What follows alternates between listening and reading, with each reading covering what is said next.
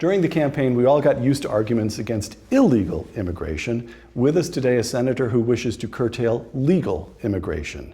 Tom Cotton, senator from Arkansas, on Uncommon Knowledge now.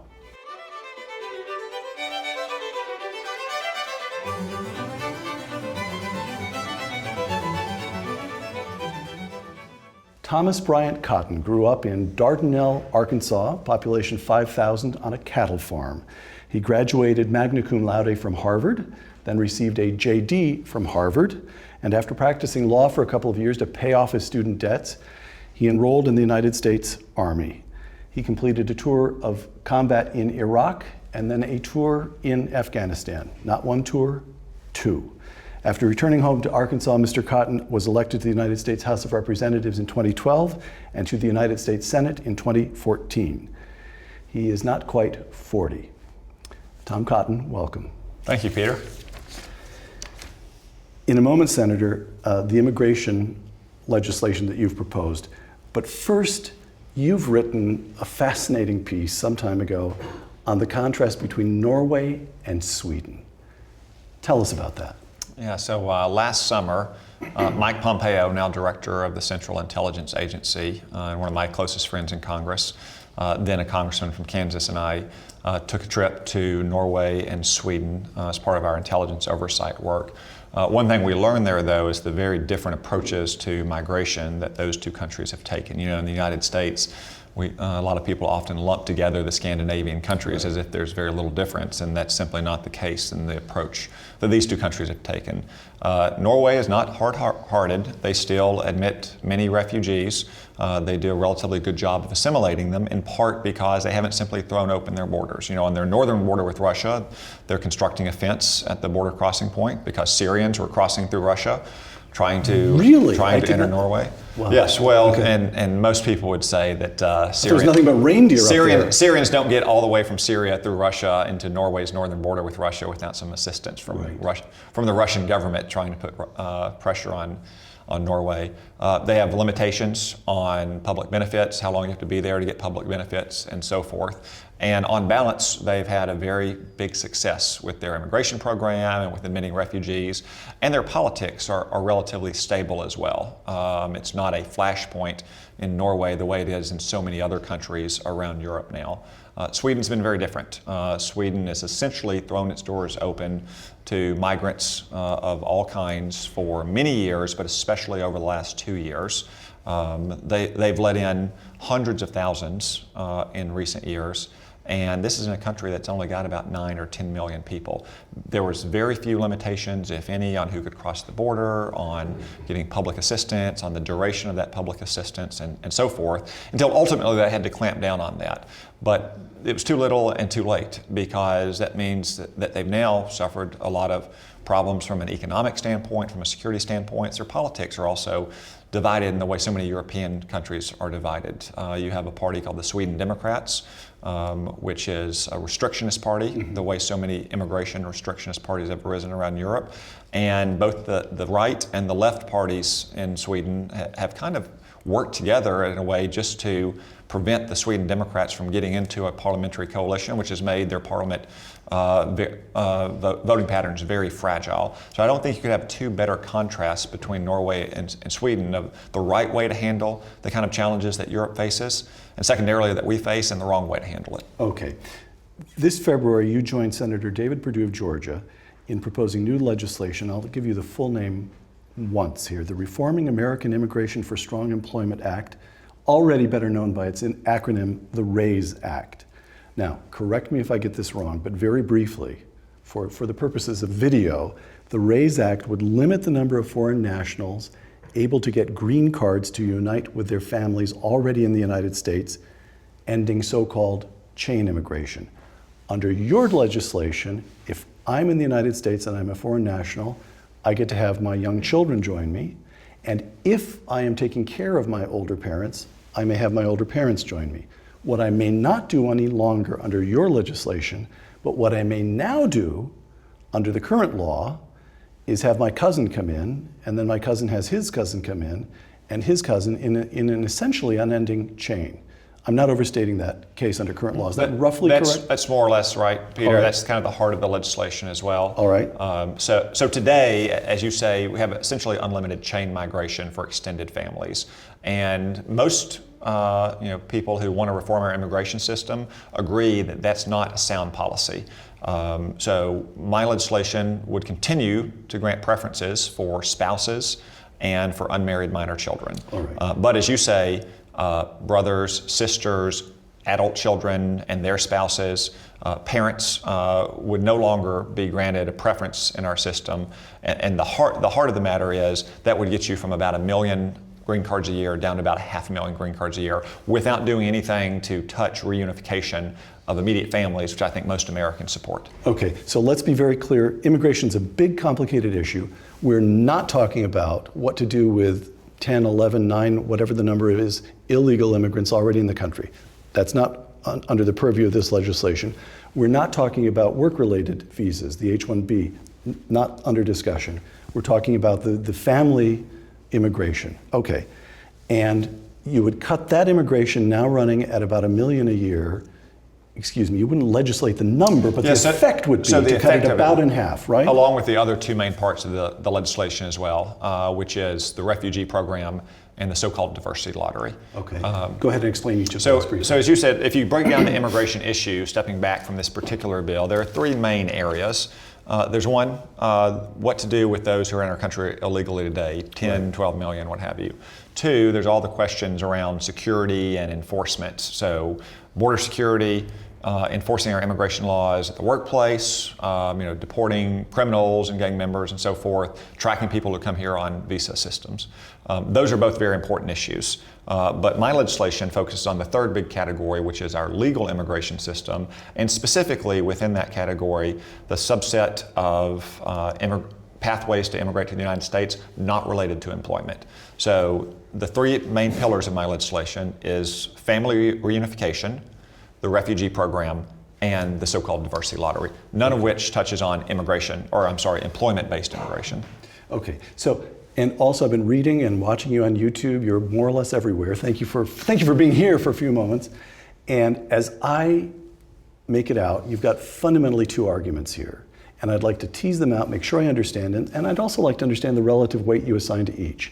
And one is the argument from economics. Quoting you in the New York Times last December, the time has come, quote, to cut the generation-long influx of low-skilled immigrants that undermines American workers, close quote.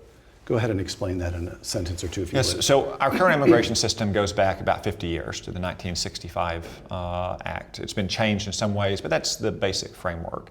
And we've averaged almost 1 million immigrants a year since then. I don't think it's a coincidence that people in America who work with their hands and work on their feet have not had a pay raise, in essence, for decades. If you have a high school degree, your wages have been stagnant. If you have less than a high school degree, your wages have actually declined by about 17%. That's in part because our legal immigration system allows immigration in fewer than 1 out of 15 cases based on someone's skills, their job training, their education levels, which is to say almost everyone who enters our country under the current legal system, again, putting aside millions of illegal immigrants, but almost everyone under the legal immigration system is either unskilled or low skilled in their work immediately in coming to this country. Right. Now, I just don't think that the law of supply and demand is repealed magically in the labor market when it works in every other market. If you have that kind of generation-long influx of unskilled and low-skilled workers, of course it's going to impact prices in the labor market, which is to say wages. It's going to drive down or at least stagnate wages for working Americans. It's going to make it harder for them to climb up the economic ladder, and it's going to do that most with the most recent immigrants, because they are the ones most likely to be working in fields in which they're going to be competing with the next year's influx of immigrants and the next year's and so forth. So I just think it's high time that we had a legal immigration system that worked for American citizens. Okay, so there's evidence, it won't drive you crazy, but it drove me crazy, trying to read up on the evidence of what actually happens to wages over time as a result of immigration. And there are studies that take this and studies that take that, and the evidence is pretty mixed I think largely in part because it's ideologically driven in one way or another. However, there is a big new study of which you are very well aware by the National Academy of Sciences, which people who are paying attention to immigration are all commenting on right now.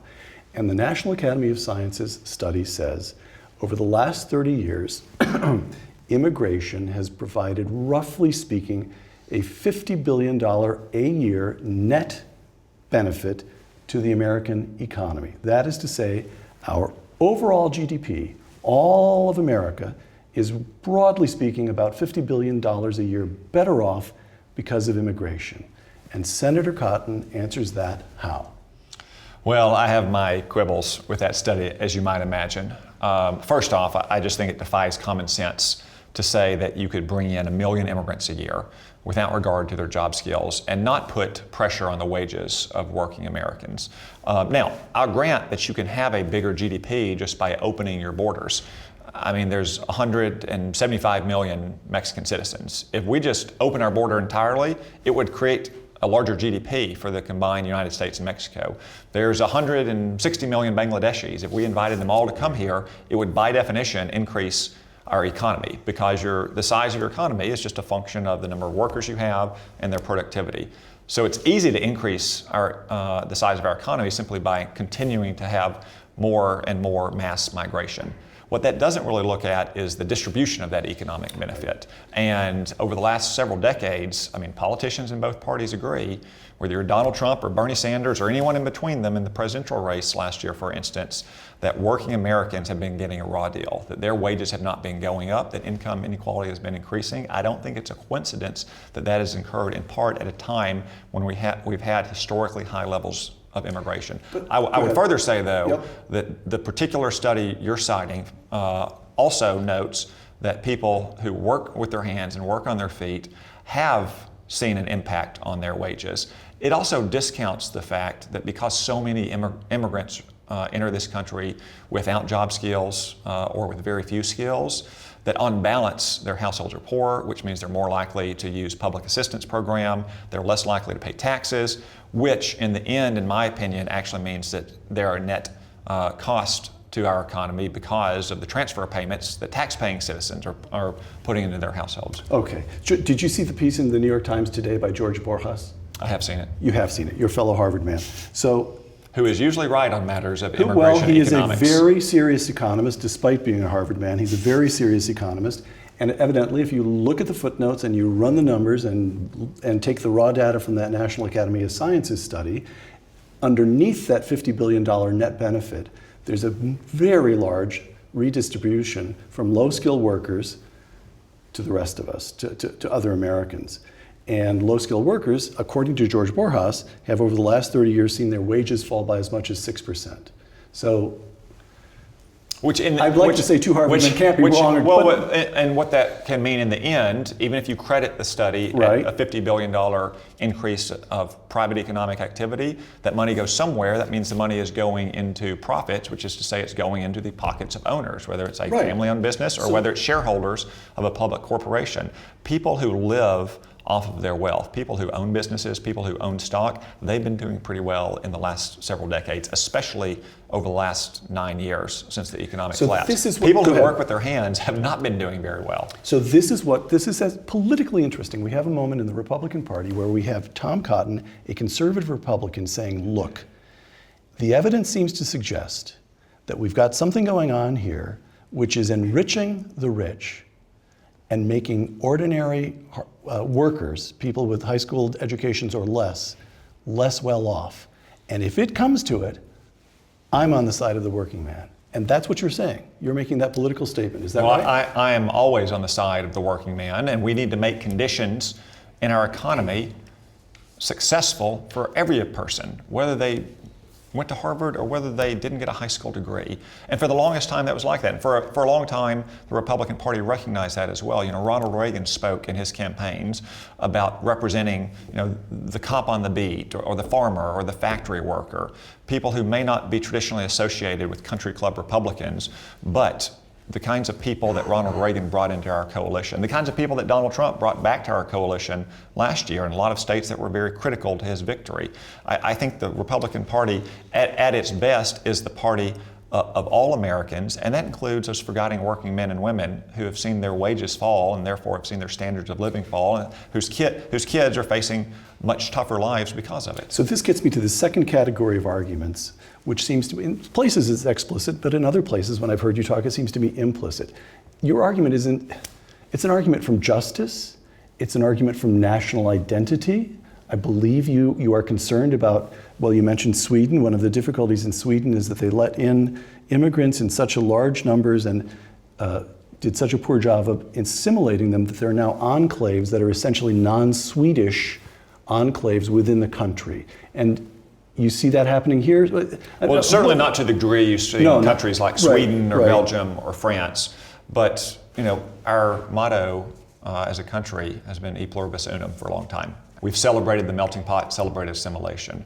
The history of immigration in our country is not a history of unbroken higher levels of immigration. It's a history of surges and pauses. In the mid-19th century, you had a large surge of Irish and Northern Europeans. Right. From the 1880s to the 1920s, you had many Southern and Eastern Europeans. In both those cases, many doubters said, well, these are very different from the British stock that populated the 13 colonies and went on to found the Union. They're never going to assimilate and become quote-unquote true Americans. And we found that that's simply not the case. As they did assimilate, as they gained English language skills, as they moved from being an unskilled worker to being a skilled worker to being a supervisor, ultimately an owner, as they moved from New York City out into the suburbs and out into the plains, that's exactly what happened. And all of those Eastern and Southern European immigrants from the 1880s to the 1920s ultimately became Reagan Democrats. I mean, I'm speaking metaphorically that their kids or their grandkids did that. And that's the kind of success story that we want with this third wave of immigration that we've had since the 1960s. We want to make sure that their kids and their grandkids are getting the same levels of opportunity and shots at success that every other wave of immigration has in the past. And if you look at assimilation levels, if you look at English language skills for the children of immigrants, if you look at the opportunities they have to get a higher education or to get jobs that pay more than their immigrant parents did, the data is not very reassuring right now. Right. So my concerns are not just about people who have been here since their ancestors came over on the Mayflower, but the people whose parents took the oath of citizenship just a few years ago and are trying to make a better life for their kids. Okay, so now Senator Cotton and his critics, there's a recent headline in the Daily Banter, and based on what you just said, it was a slander. Republicans want to make America white again by cutting legal immigration in half. Senator? Oh, okay. That one you simply, it's so ridiculous you just laugh. Oh, go ahead. Well, that's not a serious policy argument. Yeah, okay. That's just political. Well, but it is this he wants to close the board. This notion that there's something anti-Hispanic or you're okay with immigrants from Northern Europe and even Southern Europe, and so what I'm trying to do here is give you a chance to say, I'm not anti-Mexican. It's as simple as that. Well, look, so this third wave of immigration since 1965 has been largely driven by Latin American immigration and East and South Asian immigration. And we've benefited tremendously from those populations over the last 50 years as they've immigrated in. But a lot of them haven't had the chance to assimilate and move up the economic ladder of success, again, speaking metaphorically about their kids and their grandkids. And what my legislation is designed to do is make a down payment on creating a new legal immigration system that ensures that everyone can benefit from the promise of America, that everyone has a chance at success in this country. It really has nothing to do about region or country of origin. In fact, by eliminating the diversity lottery, I eliminate one of the main ways that Europeans can immigrate to the United States, because strangely enough, something called the diversity lottery tends to benefit Europe. Okay. Your friend and mentor, I think, William Kristol, editor of the Weekly Standard. If you are a capitalist society, this is Bill speaking earlier this winter. If you're in a capitalist society, after 2, 3, 4 generations of hard work, everyone becomes kind of decadent, lazy, spoiled, whatever. Then, luckily, you have these waves of people coming in from Italy, Ireland, Russia, and now Mexico, who really want to work hard and really want to succeed. I don't know why this moment is that different from the early 20th century. Yeah, I would have to dissent from Bill's characterization of most American workers there. We need to make work pay. We need to create jobs and higher wages that's going to encourage people to get back to work. I mean, the idea that somehow we have a labor shortage, or that we have Americans that are not employable or won't do certain jobs is just simply not consistent with the facts. We have record numbers of people who are not in the workforce or even looking for a job. There's no job in America that is majority immigrant. Every job in America is held by a majority of native-born workers. So I have very high regard for American workers. I want to make work pay. I want to make sure that they're getting wages that warrant the work that they provide. And I know that some opponents of my legislation have doubts about American workers. I don't. Okay. United States Conference of Catholic Bishops, just a couple of sentences. Welcome, and this was in response to the president's temporary ban. All right. But temporary pause. Temporary pause, excuse me, thank you. All right. Welcoming the stranger is the very form of Christianity itself. The actions of our government must remind people of basic humanity, close quote. Now, actually, there's something serious going on there, despite my feeling that must have been written by some staffer anyway. There's something serious going on there. What is the argument? As a moral matter, what permits a United States senator to prefer his own citizens over the citizens of any other country? Well, I mean, we're all brothers and sisters. Yeah. We're all descendants of Adam and Eve. It's not obvious, I think, to many people why we have the right to draw borders and defend them. Well, that may be the view you can take if you're a religious leader. But if you're an elected political leader, I'm accountable to the people of Arkansas, and I serve the interests of American citizens. I wish my fellow man well everywhere, and I want to see the world be able to live in peace and prosperity and security, but we live in a political community. It's called the United States of America. It has borders. It has certain ideas that undergird it. It has a people. Those are the people we serve. We can't serve all of mankind, and we can't put their interest ahead of the interest of the people that we are elected to account for. I mean, ultimately, we are not an economy with a country. We are a country with an economy. And it can assure you that the leaders of every other country is looking out for the interest of their citizens. We need leaders here to look out for the interest of our citizens. And when it comes to immigration, we simply have not been doing that for too long. One more critic. This is David Brooks writing in the New York Times. The last time we cut immigration in the 1920s, we were in the middle of a baby boom. Today, fertility rates have plummeted. If the Cotton Bill became law, the working age population would shrink, the nation would age, and America would decline. Well, we've already discussed some of the underlying statistics that David didn't get exactly right. There's no evidence that we have a labor shortage. We have record numbers of Americans who are not in the workforce, who need to get into the workforce, who need to get out, start looking for a job and get a job, and we need them to be able to get a job that pays a decent wage and to provide for themselves.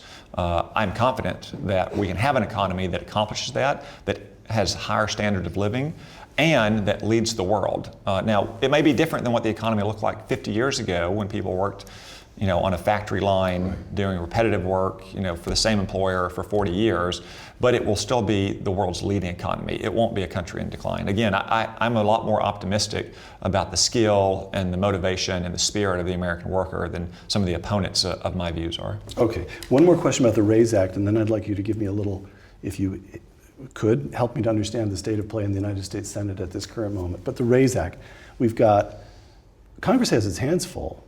You've got the president speaking to a joint session, and you've got a judge to confirm to the Supreme Court, you've got Obamacare, so on and so forth. So you have introduced the RAISE Act. Why? Not because you expect it to get enacted in the current session, I gather, but because you want the debate. I mean, the national debate. I don't know whether you'll get debate on the floor. Is that correct? Well, where does it stand as a practical matter? I certainly want to see it enacted, and President Trump has already taken one step administratively that we propose legislatively, which is to cap the refugee program at 50,000 refugees. still extraordinarily generous by worldwide standards, and consistent with averages over the Bush and Obama years.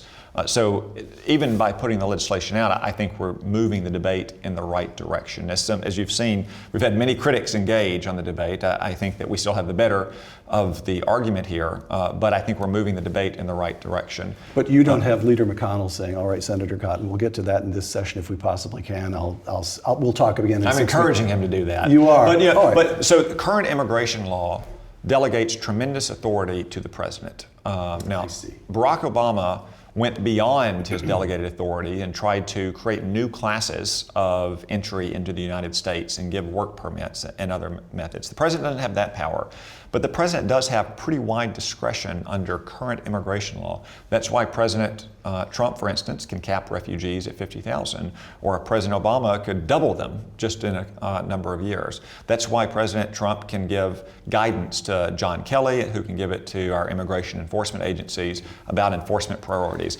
Ultimately, President Trump may need additional legal authority or additional money to implement his security agenda. If that's the case, I hope that we can have a broader conversation about my legislation and ways to reform the legal immigration as well as part of that debate on the Senate floor. Okay, so when it comes to a practical matter, here's the way it stands.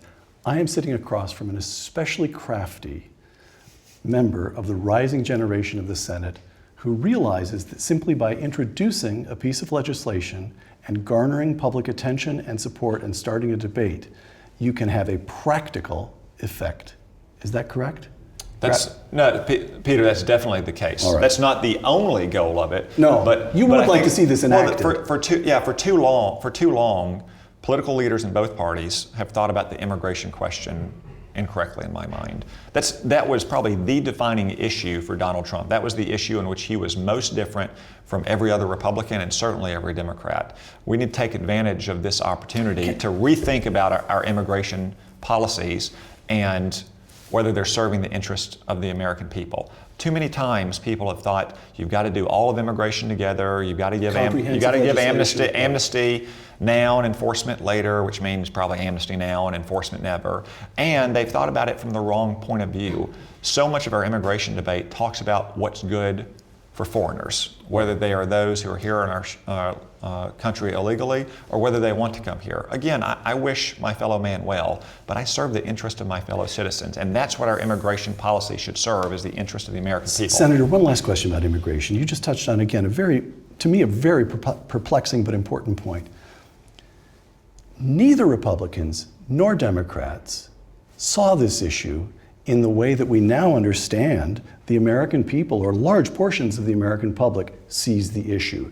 The last Republican president prior to President Trump, George W. Bush, was very much in favor of what we now know, what we began to call, even then, a comprehensive immigration reform, pathway to citizenship, and so forth. And along comes Donald Trump, and of the 17 Republican candidates for the Republican nomination, only he saw him. Why did the Republicans and Democrats, why did everyone seem to miss it? That's a good question, Peter, and I'm not sure I have a great answer, or maybe I should say a comprehensive answer. I'll just say that in my observation, there's no issue in which the elites in our society are more disconnected from the people. And I don't just mean leaders in Washington in both parties. I mean elites of all kinds, media elites, cultural elites, the professoriate, business leaders, and so forth. In fact, the immigration issue is the one time in my life that I've written to my members of Congress. In 2007, I wrote to Mark Pryor, Blanche Lincoln, and Vic Snyder asking them to oppose the latest effort at so-called comprehensive immigration reform. It failed then. It failed again in 2013. Now, I had a role in that in the House of Representatives, but the reason it keeps failing is that the one force and there's only one force opposed to that kind of approach to immigration, but it also happens to be the strongest force in American politics. That's the American people, the voters. The people in Washington finally realized that the American people didn't want that approach to immigration. And if you look at public opinion polls, the vast majority of Americans want immigration levels to stay the same or they want it reduced. But very, very small minorities want immigration levels to increase. And that's what every attempt to reform our immigration system in recent decades has attempted. Donald Trump saw that. And maybe he saw that because he was not a creature of politics. He was not a business as usual kind of guy. It was laying around for any elected leader to pick up, and obviously some members of the Senate and the House of Representatives had that view, but their views were vastly overshadowed by the kind of establishment, traditional business as usual figures when it comes to the immigration issue. That's why this moment is such a rare moment that we can have a full and deep reconsideration of our approach to immigration for the last 50 years. All right. So the Senate of the United States in this new era that we entered. The world's greatest deliberative body. Yes, exactly. Here's an example. Here's a large question, but one specific example. President Trump issues his executive order, temporary ban, so forth, and the world erupts, and suit gets brought here, there, and everywhere across the United States, and it becomes a matter for the courts. Executive action by the president, the courts say, no, you can't go ahead, and Ross Douthat of the New York Times writes this, quote, "The American system increasingly has two real branches of government, the presidency and the courts, plus a vestigial legislature." Something tells me that you didn't come here to be vestigial. Can the Senate, can the Congress as a whole reassert itself during the Trump years? We are, and we will. We've spent a lot of time in this first month simply trying to confirm the president's cabinet because of unprecedented Democratic obstruction. But ultimately, presidents can do a lot of things with delegated authority from the Congress or in their inherent constitutional powers. But on the things that really last and really matter, the kind of legacy-defining legislation that all presidents ultimately seek, you have to have congressional action. Like Barack Obama, his legacy is primarily defined by Obamacare. If you look at someone like Ronald Reagan, primarily defined by the defense buildup and tax reform, which required congressional action. Go back as far, FDR, legacy is defined in no small part by the Social Security Act. Presidents can act a lot on their own, but ultimately to really make a lasting difference for our country, have to carry this institution with you. They have to find the votes to pass major legislation. And President Trump has said that he's obviously committed to that, he understands it. He's also said that he understands that the executive branch as a whole has had too much authority for too long, for 1,000 or 100 years. Congress has been giving away too much of our authority. I was committed under the Obama administration to trying to reclaim that authority for Congress. I'm just as committed now, because ultimately it's not my authority, it's the American people's authority, and that's where our founding fathers vested it. All right, Intel. You sit on the Senate Select Committee on Intelligence. Not an oxymoron. Okay. Like military intelligence. And so we get, again, I come to you as a layman today, but this business of leaking of intercepted telephone conversations with the then advisor to President Trump, later national security advisor in the White House, and now former national security advisor, because Michael Flynn was effectively forced to resign because the intelligence communities leaked taped conversations to the press. The president was furious, Twitter storm, and let me read to you a Wall Street Journal, former Attorney General Michael Mukasey, "Leaks like the ones about Mr. Flynn have an obvious source, a small group within the bureaucracy. Using a grand jury to investigate and prosecute one or two such people could have a salutary effect." Well, you're not in charge of grand juries. Will there be hearings? How unnerved should we be? I mean, I have to say, to me, the idea that intelligence agencies are leaking taped conversations of American officials is about as outrageous a thing as I have in a long life now of watching American politics. It is just outrageous. Anything you can do, anything the Senate intends to do? Am I misreading it? These leaks are very serious, and they should be investigated. They'll primarily be investigated by the FBI. I know that Director Comey is also very concerned about the leaks of sensitive national security information. You're a lawyer. Do you have confidence in the director? I'm a recovering lawyer. Fair enough. That's a criminal investigation. All right. The FBI also does counterintelligence work, as does the Senate Intelligence Committee, which is a little bit different. For a criminal investigation of leaking classified information or classified capabilities or sources or method, very serious. Even if the contents of those leaks turn out to be false, as I think has already been demonstrated in some occasions and probably will be going forward, merely suggesting at the capabilities that the United States government has or the targets that we might pursue on intelligence gives away valuable information to the Russians and the Chinese and the Iranians and North Koreans and other people who don't wish us well. So the FBI, I think, will be undertaking investigations into these leaks, and if crimes were committed, then they need to be fully investigated and prosecuted. I will say, though, speaking broadly about the intelligence community, Yes. As you did, I don't think is the right way to approach it. You know, we've got 17 different agencies within the intelligence community. Most of them have nothing to do with what's been reported in the news for the last few months. And there are plenty of people who have access to that information who don't work in an intelligence agency. I'm speaking here specifically about Barack Obama's National Security Council, who was still in office in November, December, and January, and who had access to much of this intelligence, to include the finished products. That was the assessment of the CIA and the FBI and the NSA. Likewise, the senior political leadership of Barack Obama's Department of Justice, which oversees the FBI, our main counterintelligence agency. In fact, Donald Trump fired Barack Obama's Deputy Attorney General, Sally Yates, who he held over, incorrectly in my view, because she refused to defend a plainly lawful order about pausing immigration from 7 countries. So there are plenty of Democratic partisans, overt Democratic partisans in the Department of Justice and the National Security Council who had access to this very sensitive information in the transition period. And it wouldn't surprise me to know that the leaks that we're reading about in the news, many of which turn out to be false, come from those Democratic partisans trying to not only undermine President Trump's administration, but also drive a wedge between President Trump and his senior aides in the White House and the professionals who populate those 17 intelligence agencies. The vast majority of whom are career apolitical people. They may vote Democratic, they may vote Republican, they may vote independent, but they're dedicated to the missions of their agencies. I suspect there's a good chance when we get to the source of these leaks that it'll turn out to be partisan Democratic holdovers. 2 last questions. Donald Trump. You've said kind things about the president. You've said that he saw things in the country, particularly on the immigration issue, that nobody else saw or nobody else had the courage or the political insight to speak about. And yet at the same time, of course, he is driving this town to the point of distraction. Bill Kristol, recent tweet by your friend and mine, Bill Kristol. This was an important week, he just wrote. GOP members of Congress, that includes you, GOP members of Congress went home for the break and began to realize they have to distance themselves from Trump. And I know, because I watched it on YouTube, that you had a pretty raucous town hall meeting yourself during the break. Distance yourself from Trump?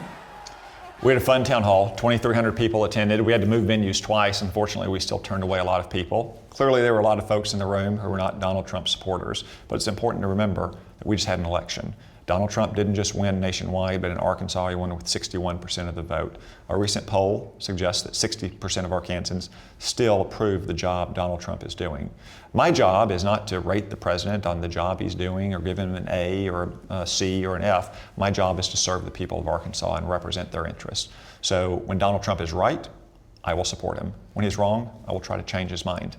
I think he's been more right than wrong so far on the issues that matter and the issues that are going to last. The nomination of Neil Gorsuch to the Supreme Court, the nomination of his cabinet secretaries, and some of the orders he's already undertaken, like trying to secure our southern border, prioritizing the detention and deportation of hardened criminals, permitting the Keystone Pipeline and the Dakota Access Pipeline. I'm sure there'll come a time when we have disagreements. I'll do my best to change his mind, but I'll always put the interest of the people of Arkansas first. The left, the liberal side, has the bureaucracy, it has the universities, it has the mainstream media, it has Hollywood, as we saw during the Oscar presentation. All of that. Donald Trump has a Twitter account, and Sean Hannity and Tom Cotton. Those odds don't bother you? And millions of Americans who voted for him, or if they didn't vote for him or didn't vote at all, who still want to see him succeed, because if a president succeeds, especially with the agenda President Trump has laid out, that means that we're going to have more Americans working, they're going to have higher wages, their streets are going to be safer, their kids are going to be getting a better education, our court system is going to respect the rule of law and respect our Constitution, and we're going to be safe in America. And 4 years from now, when Donald Trump is running for re-election, he will be re-elected if he's delivered on those promises. He's probably going to be in trouble if he hasn't. what left-wing websites have said, or even what Donald Trump tweeted in January of 2017, is not going to create a single job in Arkansas. It's not going to lower anyone's health insurance premiums. It's not going to make their streets safe. That's ultimately the ground on which Donald Trump will be judged. You are not hedging at all. You are doubling down. Last question. Since the last time we saw each other, 2 little boys. Has fatherhood changed your approach to this job? It certainly made me a lot more tired of this job. Well, obviously, having children of my own connects me even more closely with the future of the country. I ran because I thought I could make a difference for my state and for my country. Now I have a personal stake in making sure that we hand down a country to our children that is safer and more prosperous than what we inherited from our parents. I think they did a pretty good job handing the country off to us. We need to do an even better job handing it off to our kids. I keep saying last question. This time I really mean it. Are you having fun? Is it fun to be in the majority in both houses? You've been in this institution now since when were you first elected to the House? 2012. I'd rather be in the majority than the minority. And this, we're still just a few weeks into the Trump administration, and it's the first time I've been in Congress where our party controls the White House as well. Right. So it gives us a lot more opportunity to have a voice in the policymaking process and make a difference for the people I serve back home. This feels like a good time. You're going to be able to get things done. It certainly does. I mean, we're still very early. We got a long time to work, and we got a lot of work to do and to deliver. But I mean, it's a great privilege to be able to serve the people of Arkansas, to be able to debate the greatest issues of our day, and be part of the long story of America here in the U.S. Senate. Senator Tom Cotton of Arkansas, thank you. Thanks, Peter. For Uncommon Knowledge and the Hoover Institution, I'm Peter Robinson.